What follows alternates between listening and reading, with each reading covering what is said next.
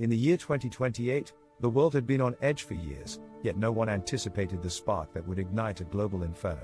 The situation began quietly, with satellite images unveiling unusual military movements in Iran.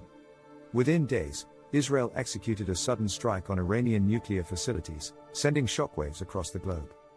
The response was swift and overwhelming.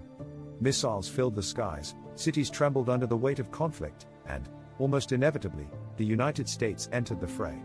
What had started as a localized conflict escalated into a full-blown global crisis. The impact began to reverberate through the world's economy, beginning with the Strait of Hormuz, the most vital oil route.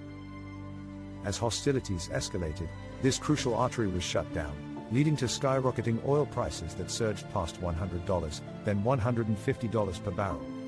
Factories ground to a halt, flights were cancelled, and panic seized the population across Asia, igniting a widespread sense of urgency and fear. Such disruptions in this region held dire implications for global oil supply and inflation, sending waves of uncertainty throughout the market. In Pakistan, Karachi's vibrant streets fell into a stark silence, a stark contrast to their usual hustle and bustle. Fuel prices doubled almost overnight, and electricity shortages left families in the dark for hours. Long queues formed as people waited for basic food items, a situation exacerbated by overseas workers in the Gulf losing their jobs and remittances, the economic backbone plummeting. Meanwhile, India faced its own challenges. Factories slowed and transport costs surged, leading to skyrocketing food prices.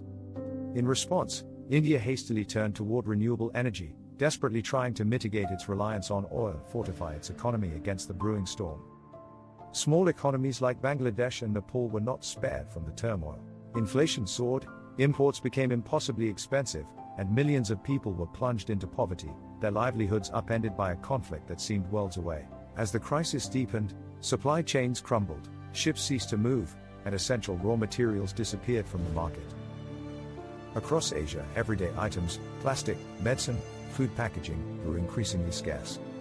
Supermarkets stood barren as panic buying became rampant, a desperate scramble for survival in a world that had turned upside down. While the Western powers engaged in military confrontations, China quietly expanded its influence, forging new alliances and repositioning itself as a global player. The nature of warfare shifted. It was no longer merely a matter of military might but an economic battle for supremacy. Experts began to warn that such conflicts could reshape the landscape of global power, altering supply chains that had been in place for decades. The human cost of this conflict was devastating. In Iran, cities lay in ruins, and countless civilians were displaced from their homes. In Israel, fear gripped everyday life as sirens became a common sound. Across the affected regions, millions found their homes destroyed, families torn apart, and hope dwindling. The emotional scars of such a conflict would linger long after the fighting ceased, leaving behind a trail of suffering and loss. In a poignant moment, a child in South Asia gazes up at the sky. There are no bombs falling above him, yet his life has been irrevocably altered. He lives in a world where conflict no longer remains contained. The echo of distant strife resonates far beyond the battlefield, affecting lives in ways that are often unseen but deeply felt.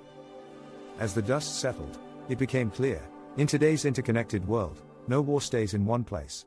The turmoil in one region has ramifications that ripple across the globe, altering the lives of countless individuals, each one a testament to the enduring impact of conflict, reminding us that we are all woven into the fabric of a shared fate.